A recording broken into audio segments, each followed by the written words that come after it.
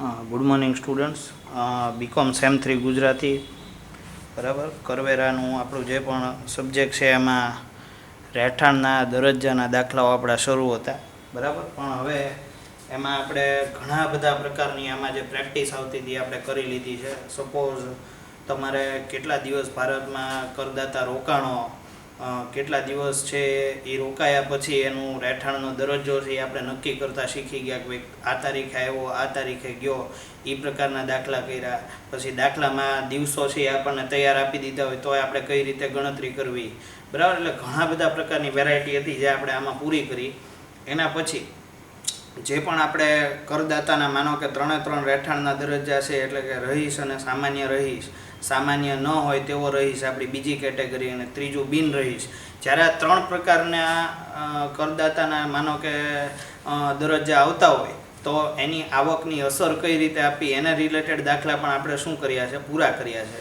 તો અત્યાર સુધી ઘણું બધું ગણતરીઓ કરી નાખી છે. તો હવે આ એક છેલ્લો પ્રકાર છે એ ગણીને આપણે હવે આ જે પણ રહેઠાણના દરજ્જાવાળું ચેપ્ટર છે એ આપણે શું કરવા માગીએ છીએ, હવે અહીંયા પૂરું કરી દઈએ. કારણ કે આમાં વધારે કાંઈ નવું આવવાનું નથી. તમને બંને મૂળભૂત શરતો અને બંને વધારાની શરતો બહુ વ્યવસ્થિત અને પરફેક્ટ છે એ તમને આવડી ગઈ હશે, બરાબર. અને જે પણ દાખલાઓ મેં છેલ્લે ગણાવેલા છે એ આપણી જે પહેલી રહેઠાણના દરજ્જાની જે મેં PDF મોકલી હતી તમને ટેલિગ્રામના ગ્રુપમાં, એ બધા દાખલા છે એ અંદર અવેલેબલ છે જ તે. એટલે જે પણ આપણે માનો કે મયંકવાળો દાખલો ગણ્યો કે સુરેશવાળો દાખલો ગણ્યો છે અથવા તો સંજયવાળો દાખલો ગણ્યો છે, તો આ બધા જે પણ દાખલા મેં તમને કરાવડાવ્યા છે, બરાબર, તો એ બધા તમારા એ જે પહેલી PDF છે એમાં તમને મોકલેલા જ છે, બરાબર. એટલે એમાં તમારે ખાસ એ જોઈ લેવાનું છે, બરાબર. એટલે રકમ તમારી આગળ એવો પ્રશ્ન ન થવો જોઈએ કે સર તમે PDF મોકલી જ નથી. તો એ જે આપણી પહેલી જે PDF હતી નિયમો સમજવા માટેની, એમાં જ તે આપણે ઉદાહરણના બધા દાખલા છે આપણે કવર કરી લીધેલા હતા. અને ઉદાહરણના દાખલા છે પરીક્ષાના પોઈન્ટ ઓફ વ્યૂથી વિચારીએ તો મહત્ત્વના હોય છે, બરાબર. તો આપણે એટલી વસ્તુઓ તો પૂરી કરી છે. હવે જે દાખલો આવશે એ કમ્બાઇન્ડ આવશે. કમ્બાઇન્ડ મીન્સ તો કે કરદાતાનું રહેઠાણનો દરજ્જો તમારે નક્કી કરવાનો, અને એ દરજ્જો નક્કી થઈ જાય એના પછી તમારે શું કરવાનું છે, એની આવકને કઈ રીતે અસર આપવી, આ બંને પ્રકારની દાખલા છે એમાં શું થઈ જશે, મર્જ થઈ જશે, મિક્સ થઈ જશે. ઓકે. તો આપણે સૌથી પહેલાં પેજ નંબર 78 ઉપર શ્રી કુમારનો જે ઉદાહરણનો દાખલો છે તમારી આગળ મેં તમને ફરીથી એક વખત યાદ કરાવી દઉં કે રહેઠાણના દરજ્જાની જે પહેલી PDF મોકલી હતી એમાં જ આ બધા દાખલાઓ છે એ અંદર આપેલા છે જ છે. ઓકે. એટલે આમાં કોઈ હું નવી વસ્તુ કરાવતો નથી. ઓકે. એટલે શ્રી કુમારવાળી આપણે વાત કરીએ તો તમને જે દાખલો છે એમાં એમ કીધેલું શ્રી કુમાર 20/10/2018 રોજ ભારતની મુલાકાતે આવે છે. રકમ છે એ ખાસ વાંચવાની અને દરેક શબ્દને વ્યવસ્થિત રીતે જોઈ લેવો. તારીખ 30/4/2019 સુધી તે ભારતમાં રોકાય છે. કઈ તારીખ સુધી? 30/4/2019 સુધી તે ભારતમાં રોકાય છે, બરાબર. પછી આપણે આગળ વધીએ તો અગાઉના પાછલા વર્ષોના તેમના ભારતમાં વસવાટના દિવસોની સંખ્યા તમને આપેલી છે. ઓકે. એટલે ભારતમાં પાછલા વર્ષમાં કેટલા દિવસો એ ભારતમાં રોકાયેલા છે એની માહિતી છે. એના પછી તમે રકમ ચેક કરશો તો તેઓ ભારતીય નાગરિક હોય તો આકારણી વર્ષ 2019-20 માટે તેમના રહેઠાણના દરજ્જાની ગણતરી કરો, અને સાથે તમને કીધું નીચે દર્શાવેલ જે પણ આવકો છે એની તમારે ગણતરી કરવાની છે. તો પહેલાં તો કરપાત્ર જે આવકો છે એની ગણતરી કરતાં પહેલાં એનો દરજ્જો નક્કી કરવો પડે.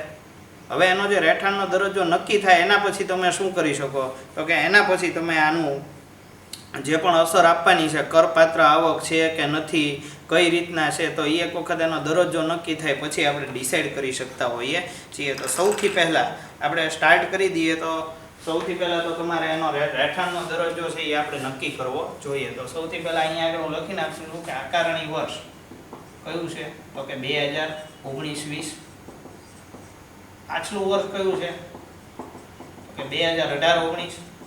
આ 18-19 મીન્સ તો કે 1/4/2018 થી 31/3/19 સુધીનો સમયગાળો.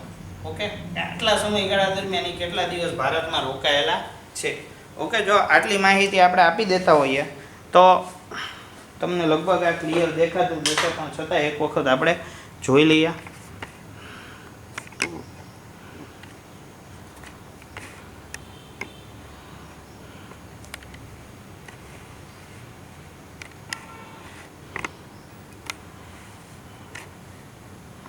ઓકે, હવે બધાને ક્લિયર દેખાતું હશે કે ભાઈ આકારણી વર્ષ 2019-20 અને પાછલું વર્ષ 2018-19.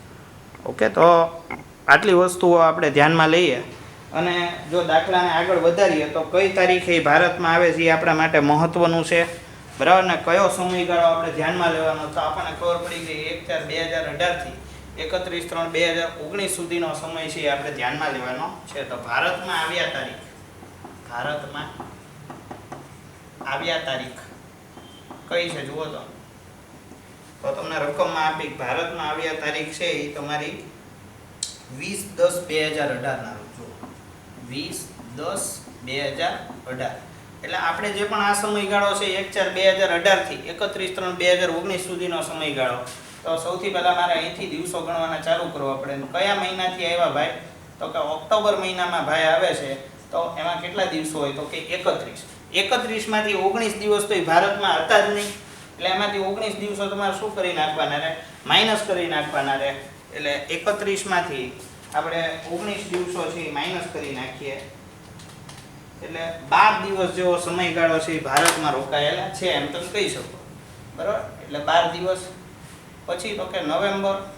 હવે અહીંયા નંબર જ આપવા માંડું છું. 11મો મહિનો એટલે કે એમાં 30 દિવસ આવશે. પછી ડિસેમ્બર. જો એ રોકાઈશ ક્યાં સુધી? તો કે માર્ચ પછી પણ છેક એપ્રિલ મહિના સુધી રોકાયેલા. જો 30/4/2019 સુધી આપણે રકમમાં આપ્યું ભારતમાં રોકાયેલ છે અને 30/4 સુધી જો રોકાયેલા છે એનો મતલબ એમ થયો કે આપણે 31 માર્ચ સુધી ભારતમાં રોકાયેલા છે એમ જ આપણે સમજવાનું છે. તો ડિસેમ્બરમાં કેટલા દિવસો આવશે? 31. પછી તો કે વર્ષ ફેરવાઈ જશે 2019માં જાન્યુઆરી મહિનો આવી જશે. ઓકે, તો જાન્યુઆરીમાં 31. પછી ફેબ્રુઆરી મહિનો જુઓ તો કે 2018માં કોઈ આમાં લીપ યર નથી એટલે કેટલા દિવસો હોય? તો કે 28. અને માર્ચ મહિનો ગણો તો એમાં કેટલા દિવસો આવે? 31. તો ટોટલ આપણે 12 વત્તા 31. ઓકે, 12 વત્તા 30 વત્તા 31 વત્તા 31 વત્તા 28 વત્તા 31 એટલે કે 163 દિવસો ભારતમાં રોકાયેલા છે. હવે આ 18-19 ના સમયગાળાની વાત થઈ કે આપણે 2018-19માં કેટલા દિવસો રોકાણા? તો કે 163 દિવસો, બરાબર. તમારી સામે જ ગણીએ આપણે દિવસો. પછી તમે ચેક કરશો તો 2017-18 થી તમે ચેક કરવાનું શરૂ કરો. તમને 17-18 ની માહિતી આપેલી છે તૈયાર, બરાબર. તો 17-18માં 238 દિવસો આપેલા છે. 238 દિવસો. ઓકે, પછી 2016-17માં 240 દિવસો. ઓકે, પછી 2015-16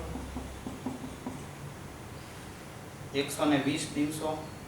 ઓકે, આ બધું આપણને આપેલું છે. આ કોઈ મારી જાતે આપણે ગણતરી નથી કરતા, રકમમાં આપણને માહિતી આપેલી છે.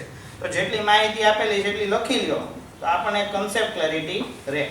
ઓકે, હવે ચેક કરવા જાઓ તો આપણે જે પણ વ્યક્તિનો 2018-19 નો આપણે જે પણ આ પાછલું વર્ષ છે એના માટે એનો રહેઠાણનો દરજ્જો નક્કી કરી રહ્યા છીએ. તો એના માટે ચેક કરવા માટે આપણી પાસે શું છે કે આપણી પાસે એક મેથડ અવેલેબલ છે. કઈ મેથડ અવેલેબલ છે? તો કે આપણે જે પણ આપણી મૂળભૂત શરતો છે એને પાલન થાય છે કે નથી થતું એનાથી આપણે એ ચેક કરતા હોઈએ છીએ. તો આ બાજુનો જે ખૂણો છે એ બાકી છે તો ત્યાં જ તે આપણે ગણતરી કરી નાખીએ, બરાબર. ડાબી બાજુ તે, કારણ કે ઓલું જે આવકવાળું પત્રક છે એ હું જમણી બાજુ બનાવી નાખીશ. ઓકે, એટલે હવે આપણે આમાં ચેક કરીએ તો સૌથી પહેલાં તો આ ભાઈનું નામ છે શ્રી કુમાર. હવે આ શ્રી કુમારની ભારત આવ્યા તારીખ આપણને આપીને એના આધારે આપણે શું કીધું? તો કે 163 દિવસ ભારતમાં રોકાયેલા છે. તો આપણી જે પહેલી મૂળભૂત શરત છે એ શું કહે છે? મૂળભૂત શરત પહેલી શું કહે છે? તો કે 182 કે તેથી વધુ દિવસ પાછલા વર્ષમાં કરદાતા રોકાયેલા હોવા જોઈએ. હવે વિચારો તો આ 163 દિવસ થા જે 182 કરતા કેવા છે? ઓછા છે. મીન્સ તો કે પહેલી શરતનું પાલન થતું નથી. તો આમાં બીજું કાંઈ ન થાય, તમારે બીજો આમાં રસ્તો અપનાવવો પડે. અથવા શું લખવાનું? અથવા બરાબર. તો બીજી શરત કઈ છે? તો કે પાછલા વર્ષમાં 60 કે તેથી વધુ દિવસ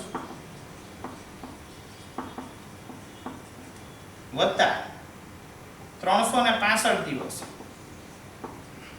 પાછલું વર્ષ છોડીને પહેલાના 4 વર્ષમાં. હવે ચેક કરવા જાઓ તો આપણને રકમમાં કીધેલું છે કે આમાં 182 દિવસ વાળો ક્રાઇટેરિયા નથી પૂરો થતો, તો આપણે આ 60 દિવસ વાળો ક્રાઇટેરિયા જોવો પડે પાછલા વર્ષમાં. તો પાછલા વર્ષમાં 60 કરતાં વધુ દિવસો છે કે નહીં? તમે કહેશો સર હા 163 દિવસો છે, ખાલી 60 નથી, બરાબર. એટલે પહેલો અહીંના ક્રાઇટેરિયા પૂરો થઈ ગયો. બીજો ક્રાઇટેરિયા ચેક કરીએ તો પાછલા 4 વર્ષ પહેલાના 4 વર્ષમાં પાછલા વર્ષમાં 365 દિવસો કે તેથી વધુ દિવસ રોકાયેલા હોવા જોઈએ. તો હવે એની પહેલાના 4 વર્ષ કયા થાય? તો કે 2018-19 પહેલાના 4 વર્ષ, તો 17-18, 16-17, 15-16 અને 14-15. હવે આ બધાનો ટોટલ કરીએ એટલે કે 238 વત્તા 240. જો આ ચારનો ટોટલ કરવાનો છે, કારણ કે છેલ્લો 4 વર્ષ છે અહીંયા રાખેલા છે એટલે બરાબર. 238 વત્તા 240 વત્તા 120 અને 100 એટલે કે 698 દિવસો છે એ ભારતમાં રોકાય છે. ઓકે, તો તમે શું કહી શકો? તો કે બીજી મૂળભૂત શરતનું પાલન કરે છે. અને જ્યારે બીજી મૂળભૂત શરતનું પાલન કરે ત્યારે કરદાતા શું બની જાય છે? રહીશ. જ્યારે રહીશ બની જાય ત્યારે આપણી આગળ બીજા બે વધારાની શરતોનું ચેકિંગ કરવું પડે આપણે. તો વધારાની શરતોમાં પહેલી શરત આપણે ચેક કરીએ તો પાછલું વર્ષ છોડીને અગાઉના પાછલા વર્ષોમાં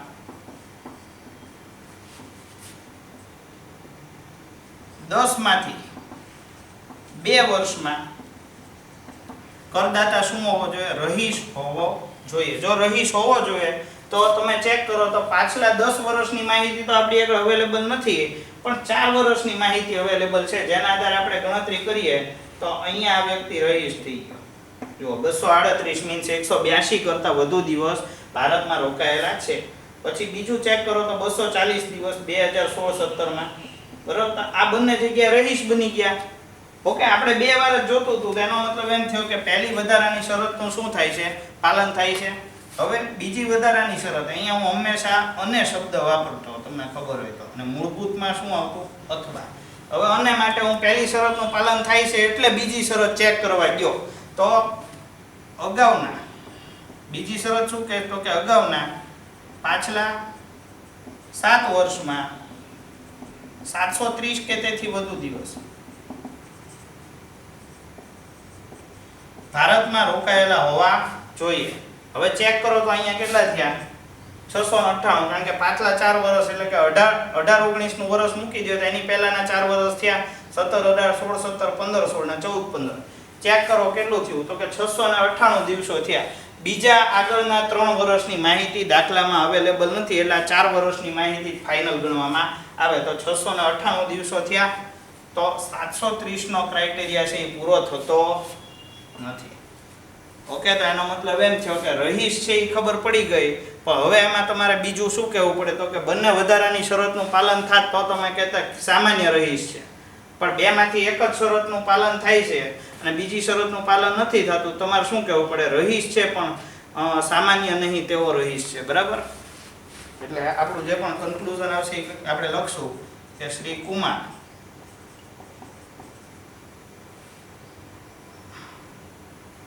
ભારતમાં રહીશ તેમજ સામાન્ય નહીં તેવા રહીશ છે, બરોબર. આટલું આપણે કહી શકીએ. આ આપણું કન્ક્લુઝન. હવે દાખલાની રકમમાં તમે ચેક કરશો તો હારોહાર તમને જવાબ પણ આપ્યો છે, તો એમાં જોઈને થોડાક તમે અચંબિત થઈ જશો કે આપણને જે પણ માહિતી આપી એના આધારે એ બધાએ તમે જવાબ બુકમાં ચેક કરશો તો આપ્યું છે 163 દિવસ અને પાછલા વર્ષ 18-19માં ભારતમાં રહ્યા. જો હું આ જવાબ શબ્દસહ વાંચું છું કે ભાઈ 20-10-2018 થી 31-3-2019 સુધી તેઓ ફક્ત 163 દિવસ ભારતમાં રહે છે.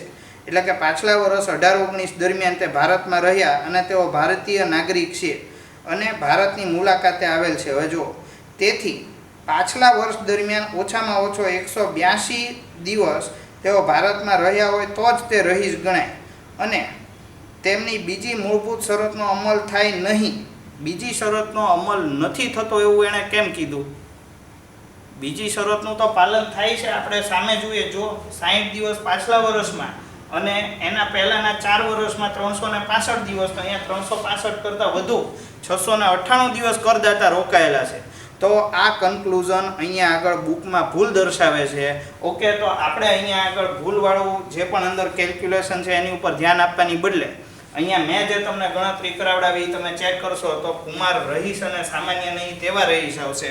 પણ બુકમાં એને ભૂલથી લખી નાખ્યું છે બિન રહીશ છે. તો એ બિન રહીશ નથી, એ કેવા રહીશ છે? એ સામાન્ય નહીં તેવા રહીશ છે આપણી ગણતરી પ્રમાણે. જોઈ લો, કારણ કે એવો કોઈ નિયમ નથી કે પહેલી શરતનું પાલન ન થાય એટલે બીજી મૂળભૂત શરતનું પાલન ન થાય. બરોબર?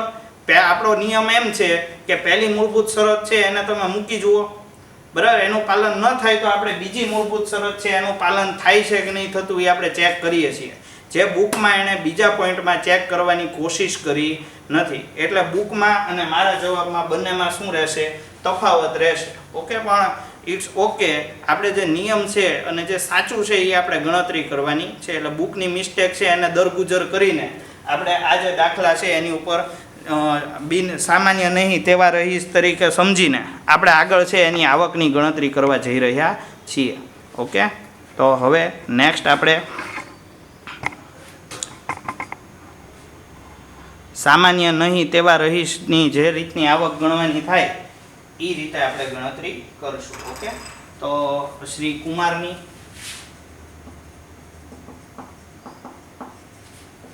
કુલ આવકની ગણતરી દર્શાવતું પત્રક. હવે જો તમે ચેક કરો તો અહીંયા વિગત અને રકમ રૂપિયા એટલું જ આવે, આમાં બીજું કાંઈ તમારે લખવાનું નથી. કેમ? તો કે અહીંયા આગળ આપણે કહી દીધું છે કે રહીશ અને સામાન્ય નહીં તેવા રહીશ છે. બરોબર? એટલે એ પ્રમાણે ગણતરી કરવા માંડી. આમાં 3 ભાગ પાડવાની જરૂર નથી, કારણ કે આપણે એક જ એનું રહેઠાણનો દરજ્જો છે એ પ્રમાણે ગણતરી કરીએ છીએ. તો હવે જે પણ માહિતી આપી એક વખત ચેક કરો તો વિદેશી જામીનગીરીનું વ્યાજ, જે પૈકી 40% રકમ ભારતમાં મળેલી છે. જો એટલે 40% રકમ ભારતીય આવક છે અને 60% રકમ છે એ કેવી છે? વિદેશી આવક છે. ખાસ યાદ રાખજો, જ્યારે કરદાતા રહીશ અને સામાન્ય નહીં તેવો રહીશ હોય તો આપણા માટે એક કન્સેપ્ટની તો ક્લેરિટી હતી જ તે કે જે વ્યક્તિ રહીશ હોય, સામાન્ય ન હોય તેવો હોય કે સામાન્ય હોય કે બિન રહીશ હોય, ત્રણેય સ્ટેટસમાં ભારતની આવક હતી એ કેવી હતી?